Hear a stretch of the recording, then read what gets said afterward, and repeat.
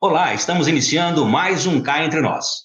Todas as quintas-feiras, às 20 horas, o nosso encontro marcado aqui, sempre com uma entrevista inédita para você e, claro, escolhida, sugerida por você.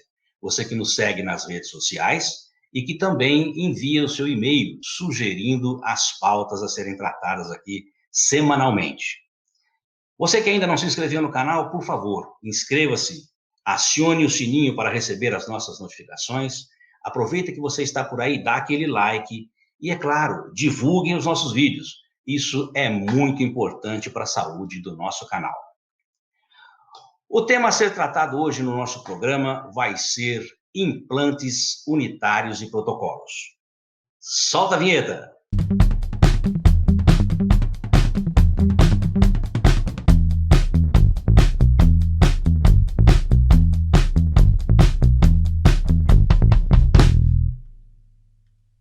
Ela é graduada em odontologia pela Universidade Federal de Alfenas, na turma de 2011.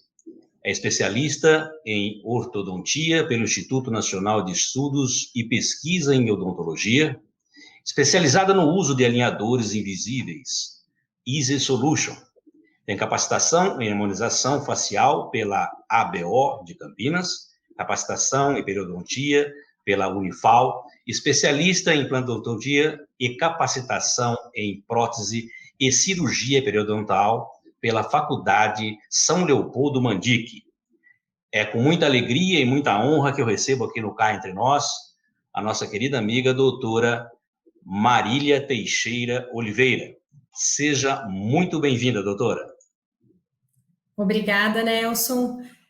Eu que agradeço a oportunidade de estar aqui e poder falar com toda a comunidade do Cá Entre Nós, que está cada dia mais crescendo por aí, e agora com esse novo horário de quinta-feira às 20 horas, conforme atendendo a pedidos, não é mesmo?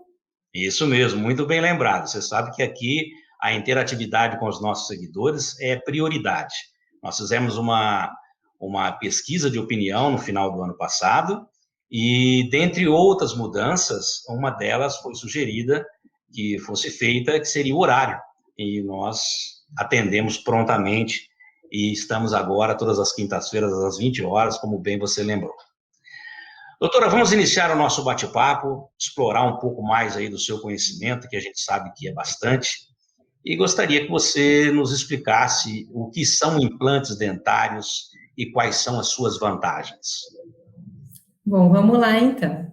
Os implantes dentários, eles são estruturas de titânio que a gente insere no osso do paciente para substituir uma raiz de um ou mais dentes que ele perdeu. E sobre esse implante, a gente fala que é a parte protética, que aí também vai substituir a outra parte do dente, que é a coroa, que é a parte visível em boca. Então, é isso, ele serve para substituir a raiz e dar ancoragem para uma peça que substitui a parte da coroa, que é a parte visível dos dentes em si. Com relação às vantagens dos implantes dentários, a gente pode destacar que, após a instalação dos mesmos, a gente consegue, de maneira fixa, de maneira permanente, substituir o dente ou os dentes que estavam ausentes, restabelecendo a mastigação, o contato dos dentes, que é a oclusão, com isso melhorando o próprio processo de digestão e qualidade de vida também do paciente, né? E a partir do momento que ele consegue restabelecer o sorriso, melhora a confiança do paciente, a autoestima. Sempre acho que um sorriso muda tudo, né? Verdade. Doutora, e quando não é recomendada a instalação de implantes? Então, a gente tem algumas contraindicações. Quando a pessoa ainda não concluiu o seu crescimento ósseo, que é o que acontece quando temos crianças ou adolescentes que ainda não apresentam 18 anos, o processo de formação óssea e até mesmo de erupção dentária, muitas vezes não está concluído. Por não estar concluído, se a gente inserir o implante nesse momento, pode ser que com o processo de crescimento continuando ocorrendo, mude a posição e não fique na posição ideal. Outra questão que tem é para pacientes que usam biofosfonatos. Quando que é? É quando eles têm problema de osteoporose ou quando passou por algum processo de algum câncer, alguma neoplasia maligna e pode ser que ele tome essa medicação. E essa medicação, ela acaba por modificar todo o processo ósseo de remodelação. O que é isso? Quando a gente insere um implante, a gente precisa que ele se fixe ao osso. E quando a pessoa utiliza essa medicação, esse processo de fixação óssea pode ser alterado, o implante pode conseguir não se fixar ao osso e a pessoa correria um risco muito grande de perder. Então, por isso que geralmente é contraindicado.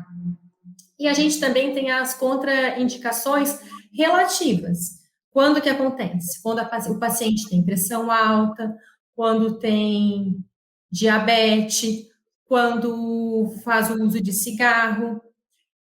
Com relação à parte das doenças, se ela estiver controlada e tiver um acompanhamento médico adequado e frequente, a gente não tem problema nenhum com relação a isso.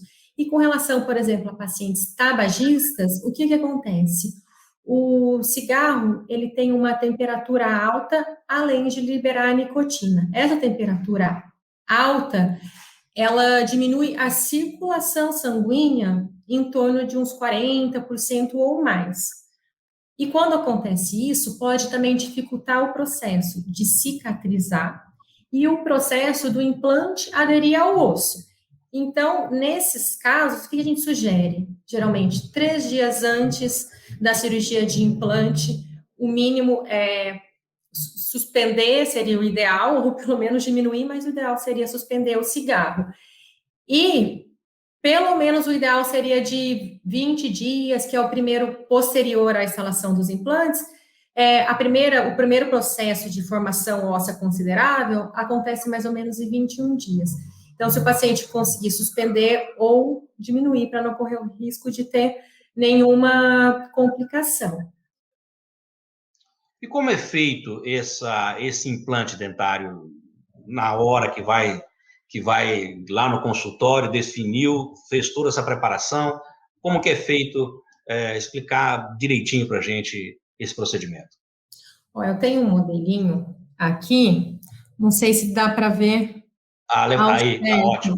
Isso, dá para ver sim. Aqui tem mais ou menos um desenho ilustrativo do que é um implante. Então, aqui seria o parafuso de titânio que vai dentro do osso para imitar a raiz do dente, tá? Então, agora eu vou explicar qual o processo para a gente poder fazer a instalação deles.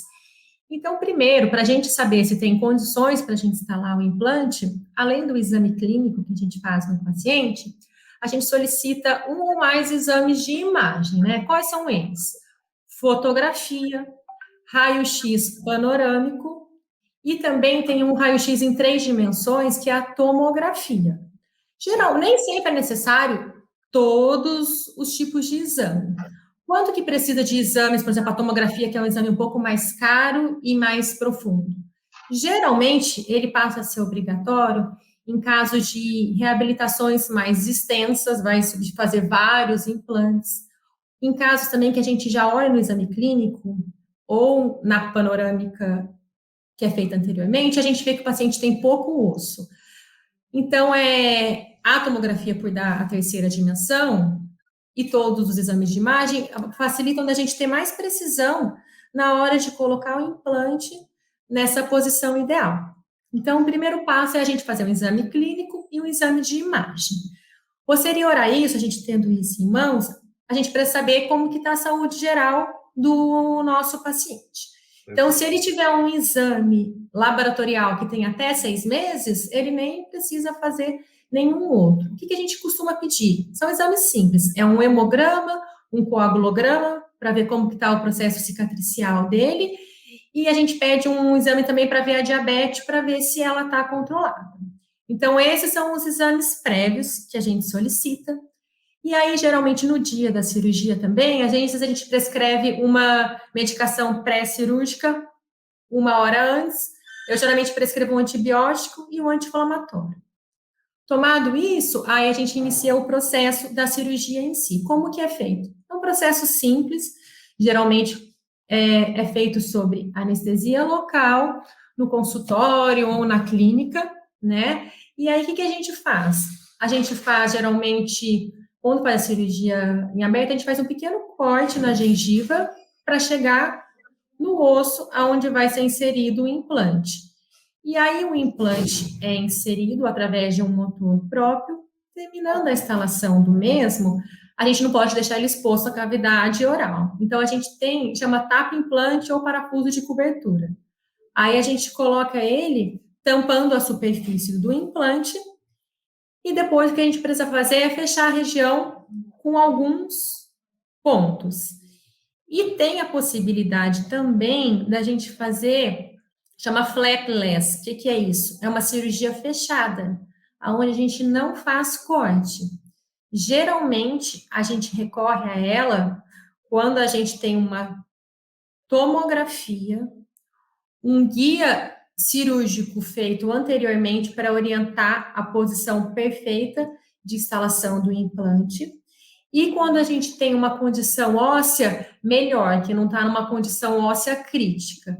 Quando a gente tiver isso, a gente até consegue fazer uma cirurgia fechada. Então é isso, a gente instalou o implante, a gente finalizou o processo cirúrgico. Aí, posteriormente a isso, o implante vai passar por um processo que a gente fala que é ósseo integrar. Eu costumo falar que é igual a gente plantar uma muda ou plantar uma árvore. Isso precisa fixar, a muda ou a árvore precisa fixar a raiz dela no solo. O implante precisa fixar no osso. Então, pós a cirurgia, ele vai passar por esse processo. Quanto tempo dura esse processo? Esse processo pode variar desde 3 semanas até 6 meses. O que influencia nisso? A qualidade óssea do paciente, a condição sistêmica dele, o implante em si também. Por exemplo, tem implantes que têm tratamentos de superfície que a gente fala que é hidrofílico. O que é isso? Ele atrai água para a região através do sangue e das células do organismo, e isso facilita que ele tenha uma aderência ao osso mais rápido. Então, passado esse processo de osseointegração, que foi que eu falei que é variável desde 3 a 6 meses, aí a gente faz a fase protética, que a gente fala, que vai colocar a parte visível, a parte do dente em si. E aí, essa fase, se for implantes para substituir um dente, que é unitário, ou se for implantes múltiplos de 2 ou mais dentes, pode variar de 2 a 4 sessões. Já quando a gente vai reabilitar uma arcada total, que a gente fala que é quando a gente vai fazer um protocolo, aí a gente precisa de mais sessões, em torno de 6 a 8 sessões. Então, assim, é um processo, desde que começa a cirurgia de implante até finalizar, geralmente é de 4 a uns 6, 7 meses. E ainda assim, se houver a necessidade de algum procedimento extra de adequar o osso para poder receber o implante, aí esse tempo pode aumentar. Quando que pode ser necessário a gente fazer algum processo a gente fala que é enxerto ósseo, o paciente teve uma perda óssea, a gente não consegue mais ter altura, espessura suficiente para instalar um implante. Aí a gente faz desde procedimentos de enxertos ósseos, que no mesmo momento que eu faço o enxerto, eu consigo instalar o implante, e quando tem perda óssea severas, aí eu não consigo. Eu preciso fazer primeiro o enxerto, esperar o enxerto ter uma aderência e estimulação óssea, para depois fazer o implante e só para depois fazer a coroa. Casos mais complexos, por exemplo, a gente fala que é casos de levantamento de seio. O paciente perdeu muito osso na arcada superior e a gente não tem mais osso suficiente para conseguir instalar vários implantes para reabilitar toda a arcada. Aí a gente faz primeiro essa cirurgia de levantamento de seio, tem que aguardar uns 8 a 10 meses para daí instalar o implante, aí depois tem que esperar mais de 4 a 6 meses para daí a gente fazer a parte protética. Então, isso é uma situação limite, geralmente de um paciente que perdeu os dentes e demorou demais para procurar auxílio do dentista. Então, ele foi perdendo muito osso por ter ficado com um dente ausente. Então, assim, é isso. Geralmente, os tratamentos mais rápidos são para pacientes que ou tem que instalar o implante já, aliás, remover o dente e já instalar o implante, ou pacientes que já fizeram a extração, mas não faz tantos anos, não tem tanta perda óssea, tá? Por isso que é importante, né, doutora, essa visitação periódica aos dentistas para que isso possa ser antecipado, qualquer tipo de problema desse, e não deixe chegar nesses limites aí que a senhora acabou de nos explicar. Com certeza. A gente sempre tenta, assim, manter o dente sempre que possível, né? Fazendo os tratamentos de limpeza, de restauração, às vezes canal, prótese, para não tentar chegar no limite que tenha que extrair, né? E se tiver que extrair, é importante a gente poder substituir esse dente ausente o quanto antes, para a gente não precisar de enxerto. Perfeito. Sabe o que eu iria pedir, por gentileza? Que a senhora nos mostrasse novamente aquele O modelinho, porque eu vou tentar posicionar melhor na tela para que os nossos seguidores sigam. Vou deixar só a senhora na tela. Aí. Um pouquinho mais para a sua direita. Isso. Aí tá então, ótimo. só para tentar exemplificar, por exemplo, esse aqui seria o pino de titânio, que seria o implante em si. E a parte posterior, que substitui o dente em si, aí seria a coroa sobre implante. Legal. Tá ótimo. Agora sim, agora deu para visualizar melhor, eu consegui puxar a tela aqui para a gente fazer um zoom aí. Ok, doutora, muito obrigado por hora. Que bom.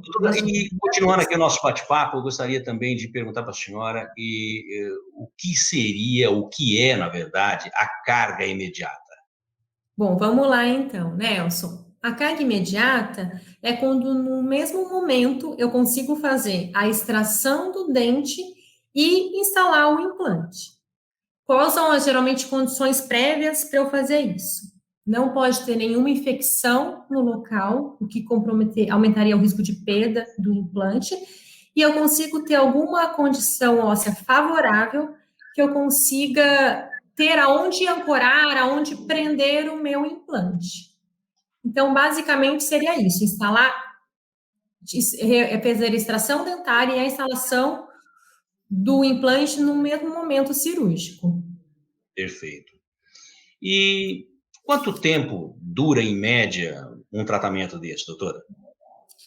Então, desde o momento que a gente instala um implante até a instalação de uma coroa definitiva, né, concluída, pode demorar geralmente de 4 a 6 meses. Geralmente estou falando dos implantes convencionais, que a gente espera uns 3 meses para ele aderir no osso. Então, após instalar o implante, instalar a coroa, geralmente de 4 a 5 meses. E para tratamentos de protocolos que a gente fala, que é substituir toda uma arcada, aí geralmente acaba concluindo o tratamento, desde a instalação dos implantes até finalizar, em torno de uns 7, 8 meses, se não tiver que fazer enxerto. Se tiver que fazer enxerto, igual eu expliquei anteriormente, desde o início do enxerto, instalar o implante, finalizar, pode demorar desde 12 até 18 meses. Tudo depende da condição de como está a saúde bucal de cada um. A condição óssea pré-existente e todo esse processo, e a saúde geral também do indivíduo, que quando o paciente está saudável, o processo também do implante aderir no osso, de cicatrizar também é mais rápido, a gente consegue ganhar tempo. Perfeito. Doutora, e nesses tratamentos, o paciente sente muita dor? Não, de maneira geral, o paciente não sente dor nenhuma, porque o procedimento em si é feito com anestesia local, e depois, posteriormente, a gente prescreve uma medicação pós-operatória, e ele tomando a medicação correta e seguindo os cuidados pós-operatórios corretos, ele também não vai ter dor, tá? Certo. E quais são os cuidados que a gente fala assim, basicamente, né? É para tentar diminuir o inchaço, que se diminuir, se não tiver inchaço, aí a dor fica, geralmente não ocorre dor, né? Então, geralmente, medicações pós-operatórias envolvem antibiótico, anti-inflamatório. Tá. E como é o pós-operatório? É complicado? Geralmente, é similar a um procedimento, por exemplo, de extração dentária. Quais são os cuidados, então?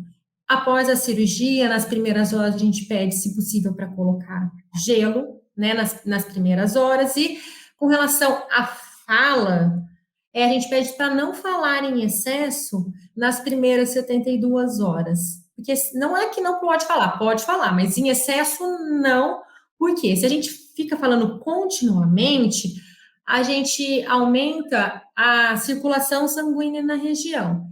E acontecendo isso, pode aumentar o risco de ter algum inchaço ou algum sangramento também. Outro cuidado que a gente orienta é não abaixar a cabeça, porque senão a gravidade faz o sangue para a cabeça e aumenta o risco de inchar ou ter dor. Então, qual que é o cuidado? Quando for deitar, colocar uns 2 ou 3 travesseiros. E quando se cair, por exemplo, alguma coisa no chão e a pessoa tiver que pegar, eu sempre falo, abaixa o corpo como um todo, não vai inclinar o corpo e abaixar a cabeça, né? Então, o cuidado do gelo, o cuidado de manter a cabeça mais elevada, e a gente pede também por 7 dias para evitar fazer atividade física vigorosa também, para não correr nenhum risco de ter inchaço e dor. E com relação à alimentação também, nos primeiros 3 dias, um grande aliado aí da alimentação são as coisas frias e com uma consistência mole. Então, um sorvete, uma gelatina, um creme, uma sopinha mais gelada. Aí, passadas essas 72 horas, esses 3 dias, a gente vai aumentando gradativamente a consistência do alimento. Aí ele vai começando a ficar morno, mais pastoso, e geralmente com 7 dias, aí o paciente já consegue comer normal, tá? E o outro cuidado que a gente fala é nunca cutucar a região da ferida, não levar a mão, não cutucar com nenhum outro instrumental e manter a escovação adequada e nas primeiras 72 horas não fazer bochecho, porque pode deslocar o coágulo que precisa para cicatrizar. Então, se for escovar o dente, eu falo, escova o dente normal, coloca a água na boca, inclina a cabeça para um lado, para um outro e cospe, sem fazer bochecho. Então, basicamente, os cuidados são esses, com relação à alimentação, ao gelo, à atividade física e ao repouso. Poxa vida, são cuidados aí que bastante, né? O pessoal tem que ficar atento realmente. São simples, mas super importantes, Sim. né? Para que possa ter sucesso aí o procedimento. Doutora, e quais são os riscos envolvidos nesse processo todo? Então, o risco, ele compreende desde perda de implante até soltar a parte que eu te falei, que é da coroa e da prótese. Com relação à perda do implante, hoje em dia a gente tem um alto índice de sucesso, que está chegando em torno de 98%. E o sucesso, ele é dos implantes, quanto maior for o planejamento, com base em 3 entidades que eu falo, que é o paciente em si, uma equipe multidisciplinar que consiga avaliar o paciente como um todo também. Desde ele estar saudável, né, porque eu falei, não estar com doenças crônicas descontroladas, como a diabetes e a pressão, mas ele também tem que ter, não ter nenhum distúrbio psicológico que esteja descontrolado, e ele tem que também ter algum nível de compreensão de cuidados pós-operatórios, de cuidados com a higiene em si. E, por fim, eu falo que é ter uma boa técnica e seguir todos os cuidados da cadeia cirúrgica, não ter nenhuma contaminação, ser um ambiente estéril e um implante de boa procedência, para daí a gente levar a taxa de sucesso durante a instalação desse implante. E com relação a soltar a parte protética, precisa que quando instale de maneira adequada, seja um cimento adequado para cimentar, ou seja, na parte de parafusar, a gente fala que tem o torque, tem uma força ideal que a gente deve colocar. Então, tem que dar esse torque ideal também. E outra coisa é verificar se o paciente não tem nenhuma questão, como, por exemplo, o bruxismo ou apertamento dentário. Se o paciente tiver bruxismo ou apertamento dentário, aí a gente deve controlar essa questão. Como que a gente faz? Ou a gente usa uma placa miorrelaxante, que a gente fala, é uma plaquinha transparente que vai absorver a força de mastigação para que não seja transferida para o implante e nem para os outros dentes do paciente. Ou então, porque casos severos, a gente pode usar a placa. E outra coisa que a gente usa atualmente é a aplicação de toxina botulínica, que algumas pessoas falam como Botox, que é a marca comercial em si. Como que é feito? O músculo da mastigação, ele chama masseter. Se ele estiver com uma hiperfunção, uma função aumentada, a gente aplica essa toxina bilateralmente e a gente diminui essa hiperfunção do músculo, reposicionando ele. Então, o paciente consegue mastigar normal, mas às vezes aquela hiperfunção dele apertar, dele ranger em momentos que não deveria, não iria mais acontecer. Então, assim, se tiver o bruxismo, a gente também controla. Perfeito. Doutora, mudando um pouquinho agora, seguindo na mesma linha, mas eu gostaria que a senhora explicasse para a gente o que é protocolo de implantes e quais são suas vantagens. Vamos lá, então. O protocolo, ele é utilizado quando o paciente teve a perda total dos dentes de uma arcada. Então, geralmente ele substitui em torno de 12 a 14 dentes de uma arcada, ou a superior ou a inferior. E aonde esses dentes são ancorados, são presos? A gente instala, em média, geralmente, de 4 a 6 implantes para dar ancoragem aos dentes perdidos de uma arcada. E o protocolo, aí ele pode ser feito de 2 tipos de material também. Ele pode ser feito de resina e ele pode ser feito de porcelana. O que a gente mais faz é o de resina, porque ele tem um custo menor. O de porcelana, a gente consegue ter uma estética um pouco mais adequada e a durabilidade dos dentes também um pouco maior, mas ele tem um custo bem mais elevado do que um protocolo de resina. E o mais importante é que ele faz isso de uma maneira fixa. Essa peça, ela é parafusada sobre os implantes. A única pessoa que consegue remover é o dentista. Não, então, assim, é muito bom porque ela não tem o céu da boca. Então, o paciente vai conseguir mastigar normal, sentir o sabor dos alimentos. Ele vai conseguir morder uma maçã, por exemplo, que tem muito paciente que fala, eu não consigo morder uma maçã porque eu uso uma dentadura, eu uso uma prótese móvel e eu não consigo mastigar direito, né? Então, é isso que está a importância do protocolo. Ele consegue substituir de maneira fixa todos os dentes de uma arcada. Bacana. E deixa eu fazer outra pergunta. É possível colocar 2 dentes em um implante só? Se a gente tentar colocar 2 dentes em um implante só, a gente vai sobrecarregar esses implantes. A gente consegue sim usar um número menor de implantes do que dentes ausentes.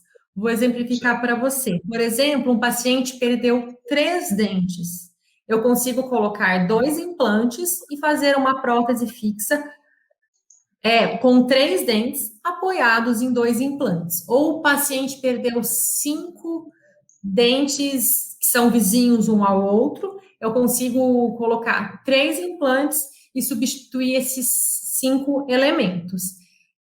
Então, um implante para 2 coroas, não, mas dessas outras formas que eu te falei, é possível ter um menor número de implantes instalados.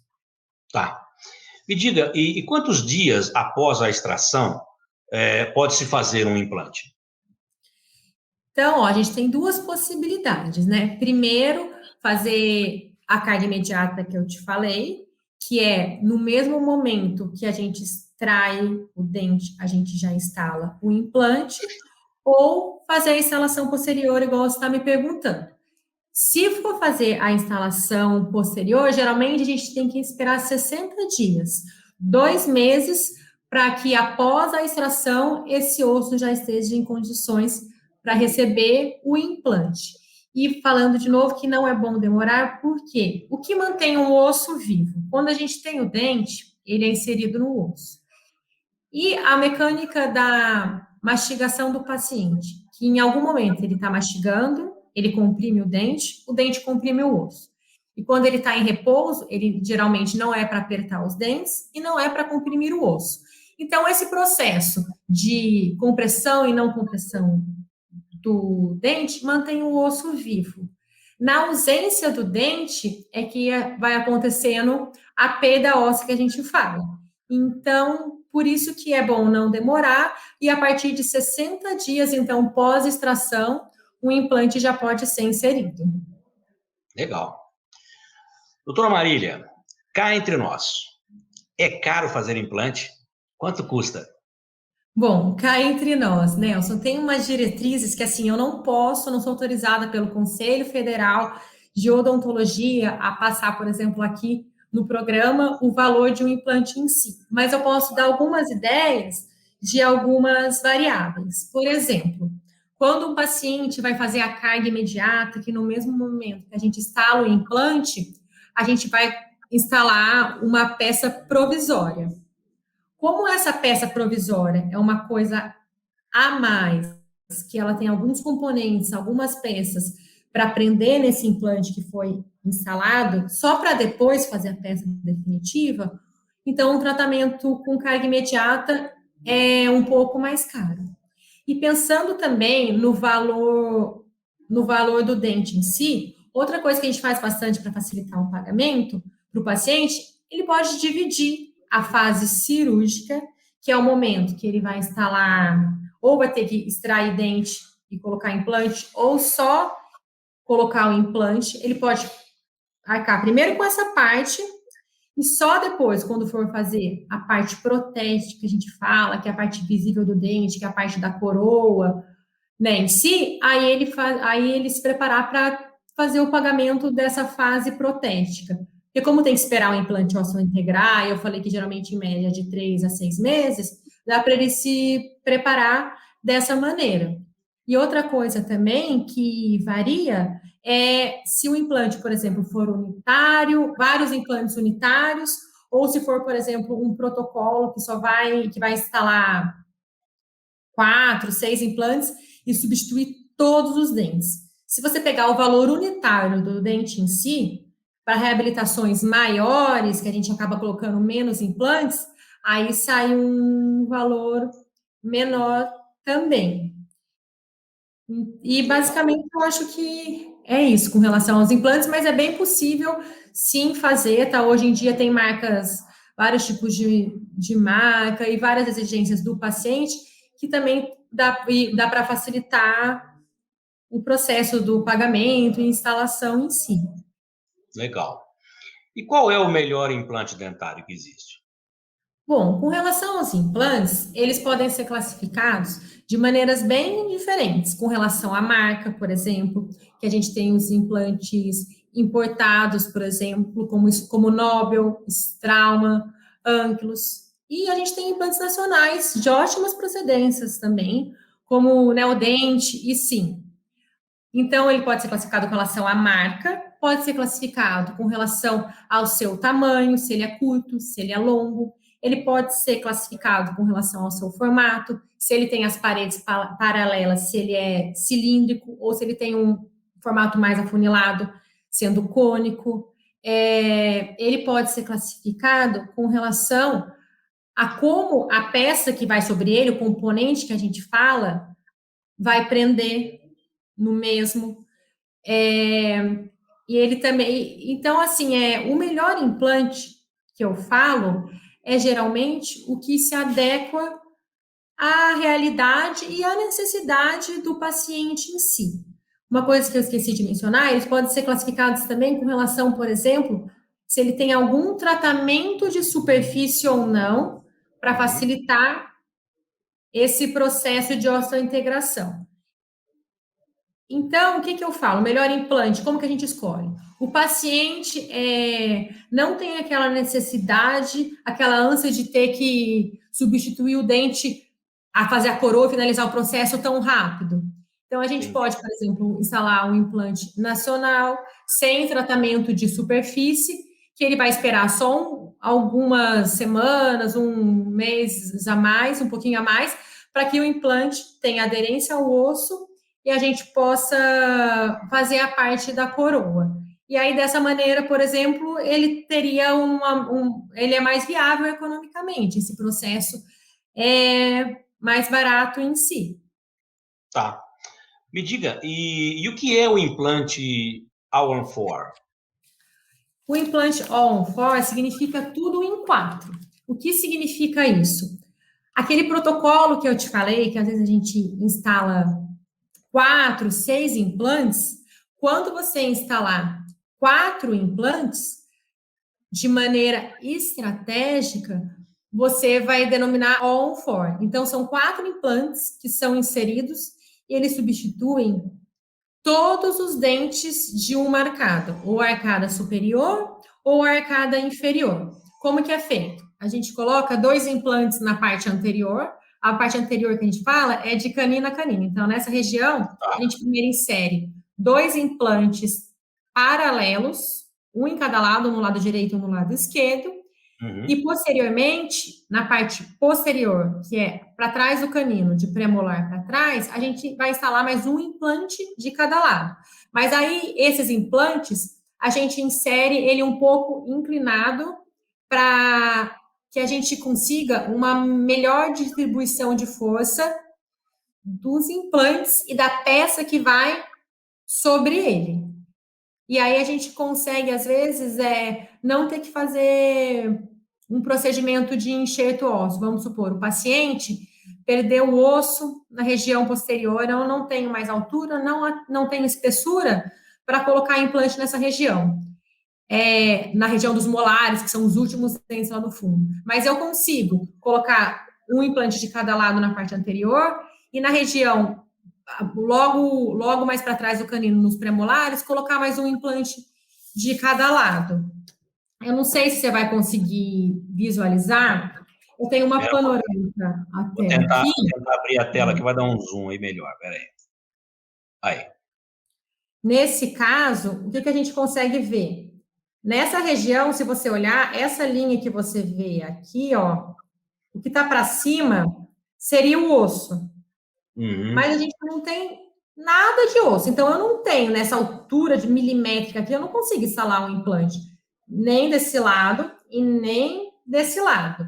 Porém, aqui, ó, essa altura que a gente vê de osso, daqui até aqui, a gente conseguiria colocar 2 implantes anteriores e aqui, nessa região, mais um aqui e mais um aqui.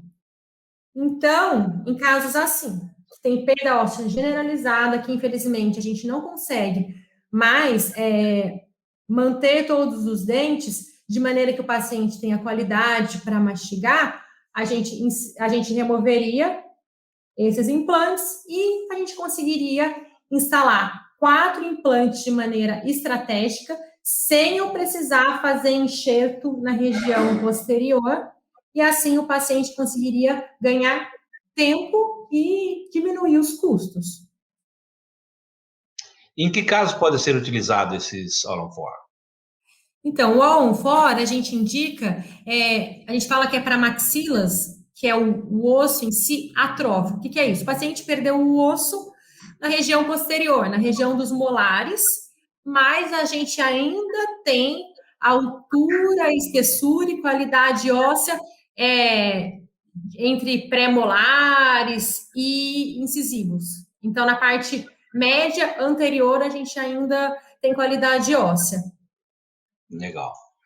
Doutora Marília, como que está sendo, durante esse período de pandemia, como está sendo os cuidados no seu consultório para que possa atender os seus pacientes de uma maneira segura?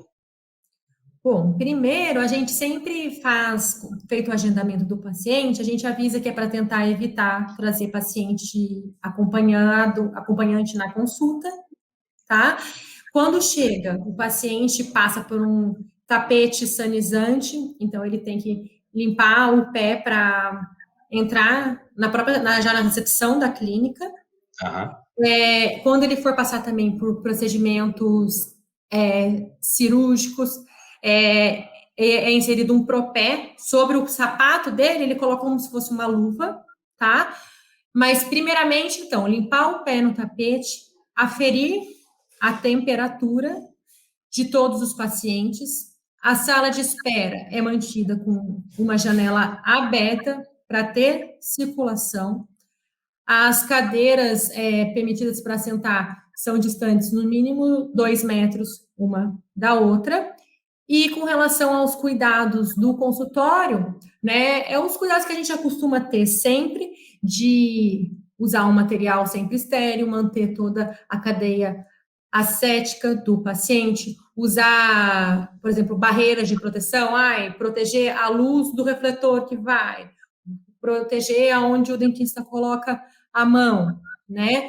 E todas as superfícies, por exemplo, onde o paciente encosta, a cadeira que ele encosta, após ele sair da cadeira, ela precisa ser higienizada com álcool 70.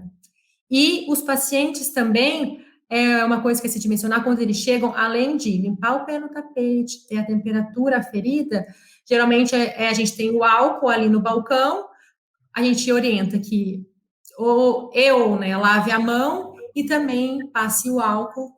E todos os pacientes têm que manter de máscara todo momento que está na sala de espera, e só quando ele entra no consultório, aí o dentista solicita que o mesmo possa fazer a remoção da máscara, né? Todo cuidado é pouco e se faz necessário, né? Doutora Marília, muito obrigado por sua participação aqui no Cá Entre Nós. E agora, como nós sempre fazemos, o espaço é totalmente da senhora para que possa deixar aí os seus contatos, né, para as pessoas te procurarem. E também gostaria que você deixasse uma mensagem para os nossos seguidores. Bom, cá entre nós, Nelson, eu que agradeço novamente a oportunidade de estar aqui. E o que eu deixo de mensagem para os pacientes e tudo é que acho que ano passado foi um ano difícil para todo mundo, né? Mas que com certeza acho que a gente está aí com esperanças de dias melhores agora com a vacina, mas que todo mundo ainda deve continuar fazendo a sua parte, e que eu acho também, e a importância da gente pensar na saúde bucal e do sorriso, que eu acho que a gente devolve a vida para um paciente através do sorriso, né?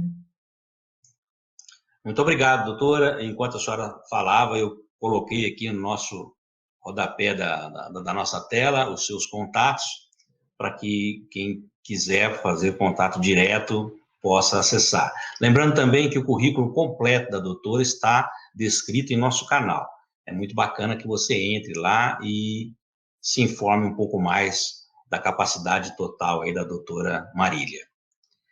Bom, pessoal, hoje quem nos deu a honra de participar aqui no Cá Entre Nós foi essa simpatia, doutora Marília Teixeira de Oliveira.